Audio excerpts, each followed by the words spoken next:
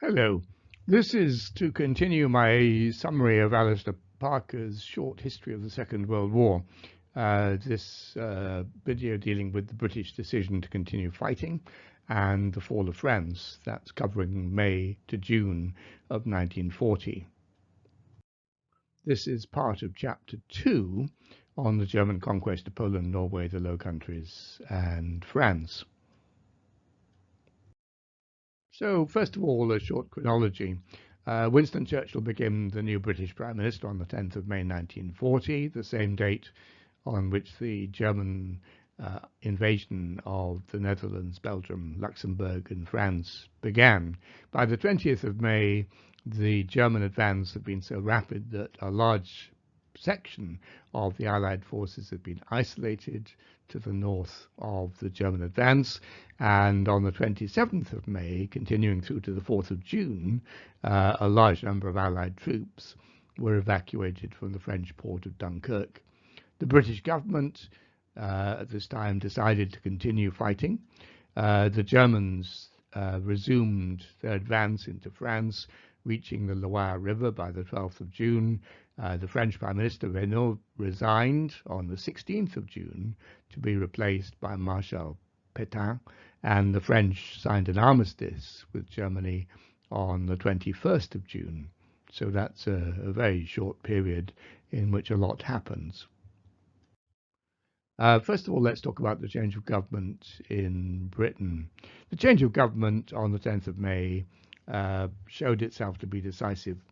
The Commons debate following the Allied defeat in Norway had led to Chamberlain's resignation as Prime Minister and the promotion of the idea of a coalition government with the Labour Party to gain an absolute Commons majority. Labour would have accepted Halifax or Churchill, but despite Chamberlain's support for Halifax, Churchill became Prime Minister.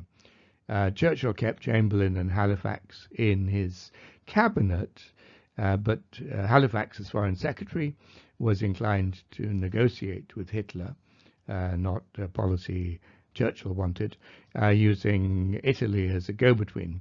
Unlike Churchill, Halifax also thought that German terms might not be too severe, and he objected to Churchill's rhetoric.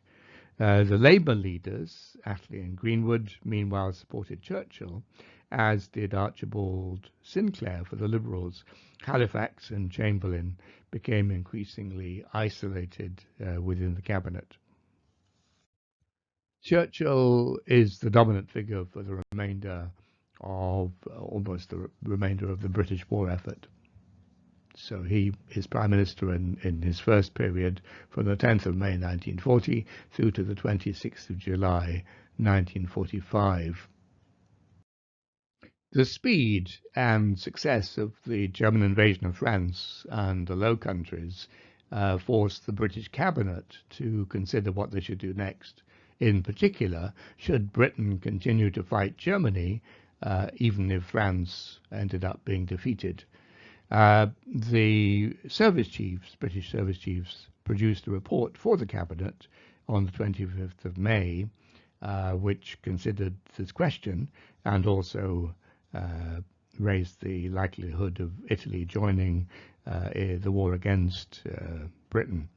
Their comments were as follows. First of all, the British Navy and Air Force together could prevent a major and decisive German landing in Britain. But if the Germans were able to establish themselves ashore, then all would be lost. Britain had at that time 3.5 fully equipped and trained divisions and 2 armoured brigades.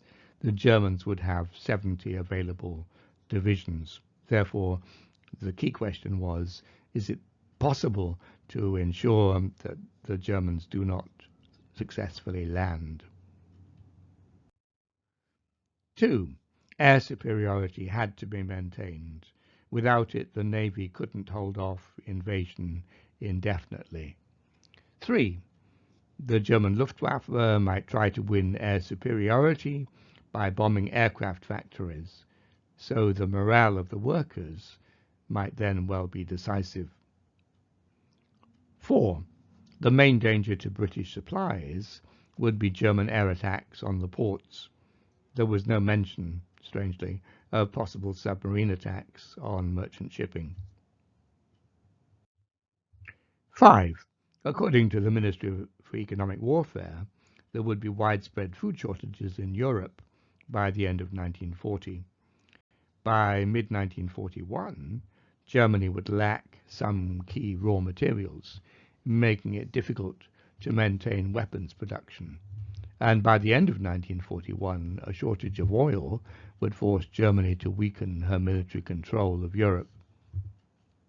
6. German economic problems could be hastened by British bombing. And 7. Continuation of the war with any chance of success would only be possible with the full economic and financial support of the United States. The War Cabinet accepted the opinion of the Chiefs of Staff that Britain could fight on alone. As discussions continued from the 26th to 28th of May, Churchill became increasingly convinced that peace with Germany just wasn't possible. Even if Germany only kept its present conquests in Europe, and Britain was forced to hand over a few colonies, Britain's position would be immeasurably weaker in world affairs, and Germany might well demand a harsher peace. At the worst, he said, it would be better to go down fighting. Already on the 15th of May, Churchill had opined to Roosevelt in America that if necessary we should continue the war alone. After the Cabinet's meeting in May, Churchill, surprised by the support he got from the Labour and Liberal members of the Cabinet, thereafter never wavered in public or private in his assertion that peace with Hitler was intolerable, and that whilst resistance to Germany would be hard and painful, it ultimately would be successful. German expansion had hardened the British resolve to resist. The war had begun because Britain had seen Nazi Germany as a threat to British independence. German conquests merely confirmed Germany's power and ruthlessness. The map gives you some idea of the situation after the 20th of May, when the Germans had reached the French coast. As you remember from the previous video, the German tank units had advanced very rapidly across from the Ardennes region to the French coast and had created a corridor which had separated off the northern French and British armies from the main body of the French army to the south. The corridor was very narrow and quite vulnerable, but the Allies were unable to close the German corridor. So the area shown on the map in pink is roughly the area with the northern French and British forces on the 21st of May, along with the Belgians. And then gradually they retreat towards eventually the port of Dunkirk, which you see in the middle of the coast at the north there. And that's the situation in which the evacuation occurs, with the retreating frontier, as it were, between the Allied forces and the advancing Germans. Over 9 days, from the 27th of May to the 4th of June, the British were able to evacuate some 338,000 men, which was an amazing number and far more than they'd expected. Most of these were British, but they also included 140,000 French. The French rearguard, or largely French rearguard, fought to prevent the Germans from overrunning the evacuation beaches. The return of so many men to Britain, many of them amongst Britain's best troops, greatly strengthened the British capacity to resist an expected German invasion. Although they'd lost their equipment and vehicles, their escape would make it necessary for the Germans to invade in greater force and so be more vulnerable to attack from the British Navy and Air Force. The delay in the German advance on Dunkirk helped the British evacuation. Contrary to some writers, this delay was not a gesture by Hitler to conciliate the British. Hitler himself, on the 24th of May, had ordered that the Allied forces in the northern pocket should be annihilated, but a ground offensive didn't begin until the 27th. One factor was that the forward panzer divisions under Rundstedt to the south of the British and French in the northern pocket had halted their advance on the 23rd of May so as to allow time for infantry divisions to close up and guard them from further Allied counterattacks. It was also necessary to avoid further weakening of the German armoured divisions needed for the second phase of the French campaign. The German Army Group B, those are the German troops to the north, would then mop up the Allied forces in the pocket. The Luftwaffe was given the task of preventing the escape of the Allied forces. They failed. Having secured this defeat of the French forces in the north, the Germans now renewed their advance to the south. General Weygand, the new French commander-in-chief, had organized his last line of defense, but he was pessimistic that he could hold it for long. Although French soldiers evacuated from Dunkirk were later able to return to France, the French had lost many of their best units, such that about 45 divisions, many under strength, now faced 95 German divisions, including 10 panzer divisions, briefly rested and brought back up to strength. The French might talk of holding the Somme-Aisne line in the far north, where much of the Western Front fighting in World War I had occurred, without thought of retreat, but it would be hard to achieve. After a 5-day battle, from the 5th to 9th of June, the French forces regrouped further south to the Seine-Marne line, but this new line was quickly broken. After the 12th of June, the Germans pushed the beaten French to the River Loire and beyond. French forces still holding the Maginot line were now completely isolated.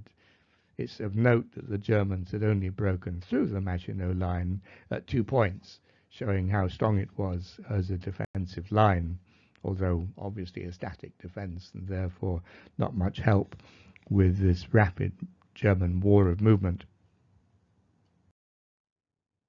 What should the French government do? It had left Paris on the 10th of June as the Germans advanced, and much of the country had been overrun.